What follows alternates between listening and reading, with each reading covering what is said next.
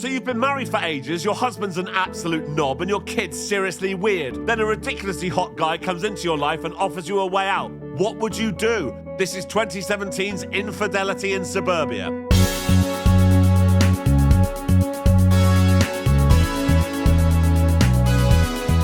I'm Jay Harangue and I've wasted hours of my life watching terrible films. You should subscribe. Meet the Halen family. The mum, Laura, her husband, Greg, and their weird son, Jamie. Laura wants to renovate their kitchen, but Greg says it's too expensive because he spends all his money on his boat. Greg's one of these working all day and never has any time for his family types. He has an assistant called Hannah, and Laura doesn't like how much time he's spending with her. And oh no! Somehow, Jamie has fallen into the water. But who's this handsome hero coming to the rescue? His name's Elliot, and Greg is so grateful, he invites him over to their house for a barbecue, where he's a hit with their neighbor, Mira. He is hot. What I wouldn't do for a piece of that. Who are we gossiping about now? Damn it, Bill, you scared me. So time for Mira to leave. Over dinner, we find out that Elliot is a builder, and Laura's keen to get him in to do their kitchen. I could give you folks the friends and family, right? Seriously? Yes. So that's happening. Later in bed, Greg tries to instigate sex. I don't think I'm into it tonight. Although we don't see Greg slyly knocking one out under the covers, it's certainly implied. The next day is Elliot's first day working at the house. He's in the garden with no shirt on, so Laura comes down for a closer look. He's like, let me show you my plans for the kitchen.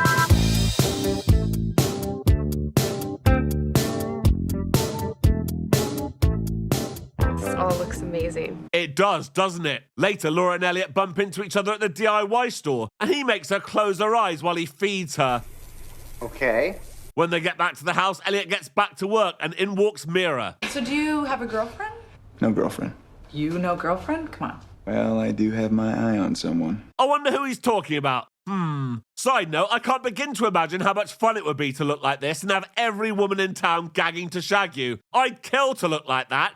Well, I say that, but apparently two things I wouldn't do are watch what I eat and do regular exercise. But that's probably why Marcus Rosner is a professional actor who can have any woman he wants, and I will die alone. Anyway, back to the film. Yeah. Later on Greg's boat.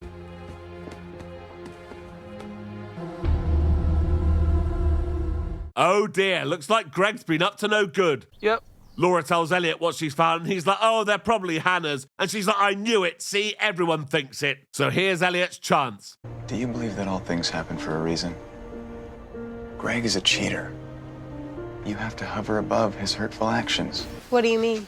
When he says hover above his hurtful actions, it's safe to say he means start shagging someone else, preferably me. Yes. Elliot doesn't push it just yet, though, and Laura leaves. But hang on, what's this? Elliot has a stalker collage of another woman. Mom. What? That night, Laura decides not to mention the whole finding Hannah's pants on the boat thing to Greg. Whatever. The next morning, Laura finds Jamie hammering a nail. Elliot showed me how to do it. Elliot showed me how to do it. Stop it. Where's Daddy? You left for work already. Really? More proof. Laura's really impressed by how good Elliot is with kids. I'm gonna go get cleaned up. I'll see you in a bit.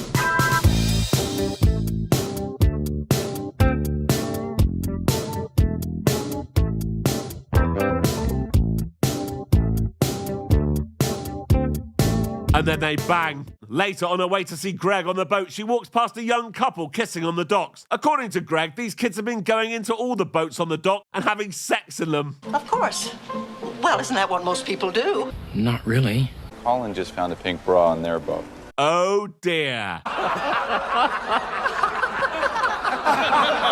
Back at home, Mira's coming on to Elliot again. I am very good at handling balls. What a slut. While Laura's not looking, Elliot gives Jamie some candy. Shh. It's our little secret, okay? Ew. No, don't worry, it's not one of those films. Good. When Jamie goes next door for a playdate, Laura tells Elliot that the other day was a mistake and that there's to be no more messing about. And then they bang. That night, Elliot's doing some old school photoshopping with Laura's family photos. That doesn't look good. Yeah, I can't see how even the most deluded stalker could possibly enjoy looking at these. Anyway, the next day, Elliot brings Laura flowers for her birthday. She's like, how did you know it was my birthday? I know everything about you, my love.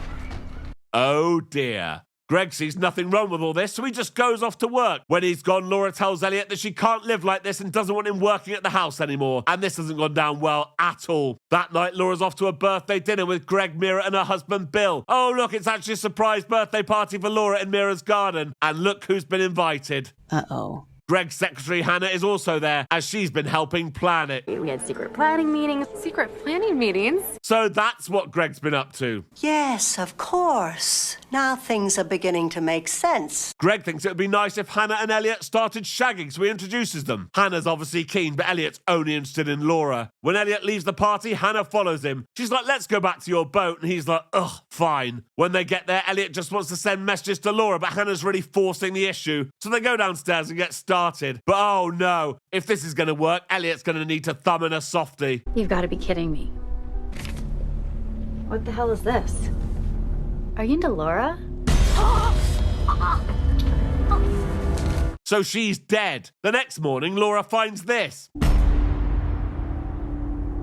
And that's not the only sign up. They're everywhere. And oh no, Jamie's fallen off the ladder. Oops. Honestly, this kid needs to wear a helmet permanently. He's like, Elliot said I could play on the ladder. And Laura's like, what? Elliot's here? Where is he? And he's like, I don't know. Elliot's outside in his truck, acting like nothing's happened. He's like, so, my mum wants to meet you. And I thought maybe you, Jamie, and I could all go as a family. Wouldn't that be nice?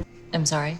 Yeah, he's totally lost the plot. She's like, you need to leave now or I'll call the police. But he's like, I don't think so. If you try and hurt me, I'm going to tell everyone everything. And then he leaves. Laura starts Googling Elliot and sees a review from someone called Purple Wallflower in Danton Island, warning people not to hire him because he's dangerous. So Laura heads to Danton Island to track down Purple Wallflower. Somehow, the owner of the cafe the review was posted from knows the real name and address of Purple Wallflower, so Laura goes to see her. She knocks on the door and asks about Elliot, but the woman is terrified and tells Laura she can't talk about it. I almost lost everything because of him. My marriage. He's crazy. Laura asks what she means, and the woman tells her to look into what he did to his own mother, then shuts the door. Meanwhile, down at the docks... Yeah, that's Hannah's body. Mira and Bill see it on the news and are about to call Greg and tell him. But oh no! The next morning, we see Greg tied up on Elliot's boat. He manages to free himself and sees Elliot's full stalker display. Greg tries to fight back, but he's no match for Elliot. Meanwhile, Laura, who's just assumed Greg went to work early this morning, has gone back to Danton Island to find more information about Elliot. Luckily, the owner of this cafe seems to know a lot about him. A very peculiar child. How? And she's like, oh, he burnt his stepdad alive, then killed his mum. What? Yeah, very peculiar. So now Laura knows just how dangerous Elliot is. And when she gets home, he's in her house. He's like, we can be together now. I've taken care of Greg. Where is he? Stop talking about Greg! You brought him up. True. Anyway, then Laura asks Elliot about his mum. Don't you talk about my mother! Okay, so that's her added to the list of people they can't talk about. Jamie comes down and interrupts and immediately runs away. Laura goes for her phone, but Elliot's like, no, I don't think so. Then drags her upstairs by her hair and ties her up on her bed. Now comes the part of the film where Laura plays along with Elliot's delusions. I love you. That's because I'm a good husband and partner. Exactly.